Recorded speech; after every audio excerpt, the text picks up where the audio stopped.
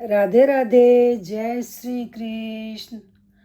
आज मैं आपको कुछ बच्चों की फरमाइश पर, जो मेरे पोते और पोती के फ्रेंड्स हैं, कि दादी माँ हमारे लिए भी कुछ यूट्यूब पे डालो, क्योंकि कोरोना काल है, बच्चे मिल नहीं सकते, दूर दूर रहते हैं, ऑनलाइन ही होता है। तो वो बच्चे बार बार रिक्वेस्ट कर रहे थे कि दादी माँ हमारे लिए कुछ कहानियाँ, हमारे लिए बच्चों के लिए भी डालो। तो मैंने ये सोचा कि शनिवार इतवार को हम बच्चों की ही कहानी डालेंगे, जिससे बच्चों को भी थोड़ी प्रेरणा मिले। तो मैं आपको देशभक्ति, अपने नैतिकता और धर्म को, संस्कृति को बनाए रखने की ऐसी कहानियाँ डालने की कोशिश करूँगी। मेरी कोशिश है जिससे बच्चों को अच्छे संस्कार मिले। आज मैं आपको सबसे पहले शिवाजी की कहानी सुनाती हूँ। छत्रपति शिवाजी। एक छोटा बालक छोटे से सिंहासन पर बैठा है। उसके सिपाही गांव के पटेल को पकड़ कर ले आए, क्योंकि उसने एक अनाथ विधवा पर अत्याचार किया। पटेल के हाथ पैर बंधे हुए हैं। वास्तव में अनाथ असहायों का संरक्षण करना ही पटेल का कर्तव्य था, परंतु वह बड़ा दुष्ट और घमंडी था। उसने कल्पना तक नहीं की थी कि छोटा बालक उसकी जांच पड़ताल कराने का कभी साहस करेगा। परंतु उस बालक राजपुत्र ने पटेल को केवल पकड़वाया ही नहीं, बल्कि उसे न्याय के लिए प्रस्तुत किया। सब कुछ सुन लेने पर यह बात बिल्कुल स्पष्ट हो गई कि उस पटेल ने घोर अपराध किया था। अपने दृढ़ एवं कड़े स्वर में बाल राजकुमार ने निर्णय दिया, इसके दोनों हाथ और दोनों पैर काट दिए जाएं। सभी सन्न रह गए। राजकुमार की न्यायप्रियता देख वे लोग केवल चकित ही नहीं हुए, अपितु उन्हें अमित आनंद भी हुआ। लोग आपस में चर्चा करने लगे, देखो तो हमारा ये नन्हा राजकुमार कितना न्यायप्रिय है।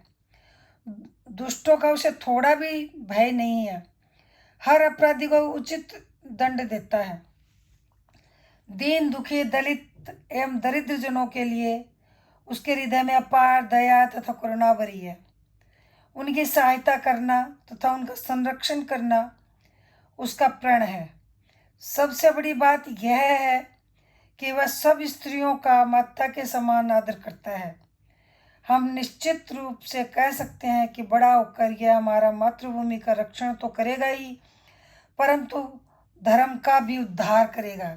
अतः हमें उसे अवश्य सहयोग देना चाहिए। शिवाजी का जन्म। वह बालक राजकुमार था। शिवाजी इस घटना के समय उसकी आयु केवल 14 वर्ष की थी। उसके छोटे से राज्य में पुणे और आसपास के छोटे गांवों का समावेश था।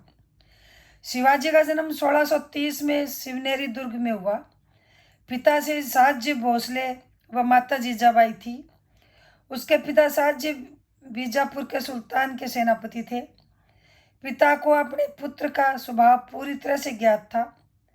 विदेशी शासक के सामने झुकने वाले सिंह के समान अपने निर्भय पुत्र का ध्यान आते ही साहजी का आनंदित होते थे। शिवाजी की निर्भयता साहजी के सम्मुख जिस प्रसंग के द्वारा प्रकट हुई, वह बड़ा ही मनोरंजक है।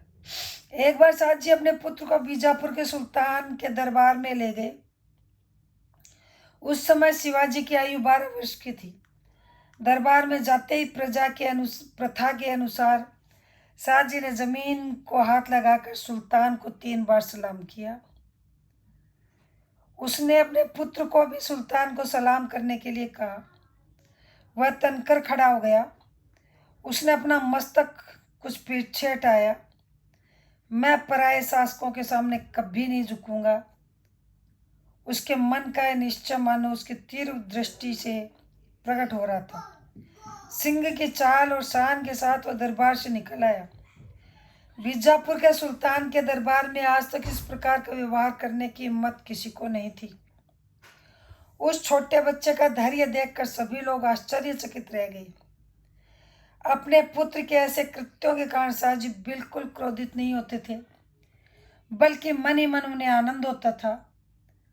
दुर्दैव से स्वतंत्र राजा बनने का सौभाग्य उन्हें प्राप्त नहीं हुआ था, परंतु शाहजी अपने पुत्र को एक स्वतंत्र राजा के रूप में देखना चाहते थे। कदाचित आपके मन में प्रश्न उठेगा कि धैर्य, शौर्य, मातृभूमि की भक्ति, धर्म के प्रति अपार निष्ठा व विश्वास आदि दिव्य गुण शिवाजी ने कैसे प्राप्त किए। इसका बहुत बड़े श्रेय उनकी माता जीजाबाई को है। बाल्यावस्था से ही जीजाबाई उसे रामायण, महाभारत तथा पुराणों में वर्णित वीरों, सत्पुरुषों एवं साधु संतों की कहानियां सुनाती थी। इन वीर कथाओं तथा धर्म कथाओं को सुनते सुनते शिवाजी के मन में राम, कृष्ण, भीम या अर्जुन के समान बनने के विचार उठते थे। शिवाजी पर परमेश्वर की और भी एक कृपा थी। शिक्षक और मार्गदर्शक के रूप में उन्हें दादाजी कोंडदेव जैसे महापुरुष प्राप्त हुए थे। कर्नाटक प्रांत में किसी समय भव्य दिव्य विजयनगर का साम्राज्य था। उसकी कथाएं उन्हें जहाँ तहाँ सुनने के लिए मिलती थी। उनसे भी शिवाजी को प्रेरणा मिलती थी। शिवाजी का सौभाग्य, शिवनेर का सौभाग्य। केवल 16 वर्ष की छोटी आयु में शिवाजी ने एक किला जीता। उस किले का नाम तोरण, केसरिया रंग का पवित्र ध्वज, भगवा झंडा, तोरण दुर्ग फहराने लगा। शिवाजी ने अपने सैनिकों को स्वराज्य की नींव डालने वाले उस दुर्ग को पूर्ण रूप से मजबूत बनाने की आज्ञा दी। दुर्ग में जब खुदाई प्रारंभ हुई तो सुवर्ण मुद्राओं से भरे घड़े निकले। कदाचित देवी लक्ष्मी द्वारा स्वराज्य स्थापना के लिए भेजा हुआ वह उपहार था। तोरणागढ़ के उपरांत शिवाजी एक के बाद एक किले जीतने लगे। शिवाजी के दुर्ग जीतने के समाचार बीजापुर के सुल्तान के कानों तक पहुंचे। शिवाजी को रोकने के लिए सुल्तान ने एक कपट रचा। धोखा देकर उसे शाहजी को कैद कर लिया। अफवाह फैला दी कि शाहजी को बंदीगृह में तरह तरह की यातना दी जा रही है। शिवाजी और उनकी माता के लिए समाचार बहुत व्यथित करने वाला था। उधर एक समाचार यह भी था कि बीजापुर का सरदार फतेह खां बड़ी सेना के साथ शिवाजी पर आक्रमण करने के लिए निकला तथा बीजापुर दरबार का दूसरे सरदार फराह खान को शिवाजी ने बड़े भाई संभाजी पर हमला करने के लिए भेजा गया। शिवाजी को डराने, धमकाने तथा काबू में लाने के लिए ही यह सब कांड रचा गया था। बीजापुर का सुल्तान सोच रहा था कि ऐसा करने से शिवाजी डर कर उनकी शरण में आएगा, नहीं तो अपने पिता का जीवन संकट में पाकर वह अवश्य समर्पण करेगा। शिवाजी बहुत चिंतित हुए। उस कठिन अवसर पर शिवाजी की पत्नी सईबाई ने एक मंत्रणा दी। सईबाई केवल 14 वर्ष की थी। उसने शिवाजी से कहा कि आप इस बात पर इतने चिंतित क्यों हैं? ऐसा कुछ कीजिए कि आपके पिता भी मुक्त हो जाएं और स्वराज्य भी बना रहे। प्रथम इस शत्रु का नाश कीजिए। सईबाई सचमुच वीर पत्नी थी। शिवाजी ने तुरंत निर्णय लिया। निकट का ही दुर्ग पुरंदर बीजापुर के सुल्तान के अधीन था। शिवाजी ने अपने स्नेह भरे शब्दों से वहां के दुर्गाधिपति का हृदय जीत लिया। फिर उस दुर्ग पर उन्होंने अपनी एक सेना रख दी। जब फतेह खां अपनी सेना लेकर आया तो शिवाजी की सेना ने पुरंदर के आश्रय से उसके साथ घमासान युद्ध किया। शिवाजी के सैनिक इतने पराक्रमी थे कि फतेह खान मैदान छोड़कर भाग निकला। उधर संभाजी ने फराह खां को पराजित कर दिया। इस प्रकार युद्धों में विजय हुई, परंतु पिता शाहजी को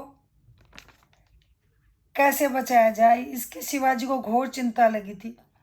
शिवाजी को एक युक्ति सूझी।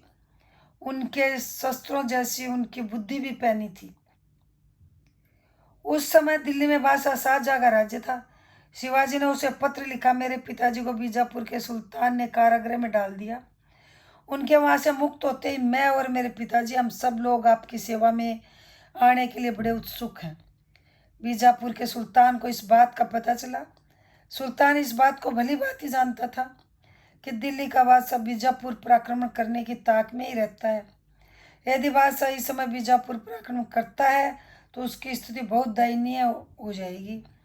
अतः उसने सम्मान के साथ शाहजी को मुक्त किया। इस प्रकार पराक्रम और राजनीतिक चातुर्य दोनों को उचित उपयोग कर शिवाजी ने स्वराज्य के बड़े संकट को मात दी। जब शिवाजी 28 वर्ष के थे तो कोंडाणा, पुरंदर, प्रतापगढ़, राजगढ़, चांकण आदि 40 दुर्गों पर स्वराज्य का झंडा फहरा रहा था। इस समय भारत के पश्चिमी तट पर अंग्रेज, पुर्तगाली आदि विदेशी लोगों ने आना शुरू कर दिया था। ये विदेशी लोग किसी दिन संपूर्ण भारत को खतरे में डाल सकते हैं, इसकी शिवाजी को पूर्व कल्पना थी। देश को उनसे बचाने के लिए उन्होंने समुद्र के किनारे दुर्ग बांधना आरंभ कर दिया। उन्होंने युद्धोपयोगी जहाज बनवाए, अपनी नौसेना खड़ी की। विदेशी सत्ताओं से देश को जो खतरा था उससे सबसे पहले शिवाजी ने आका। उनसे आक्रमणों को रोकने की उन्होंने व्यवस्था की थी। शिवाजी एक दूरदृष्टा, वीर, बहादुर, तीव्र बुद्धि के थे, बहुत चतुर थे, राजनीतिज्ञ थे, पराक्रमी थे। आगे की घटनाएं मैं आपको अगले वीडियो में बताती हूँ। आपको यदि मेरा वीडियो पसंद आया हो तो इसको आप सब्सक्राइब करें, लाइक करें, अपने दोस्तों में ज़्यादा से ज़्यादा शेयर करें, बेल आइकन प्रेस करें जिससे मेरा वीडियो आपके पास पहुंचता रहे।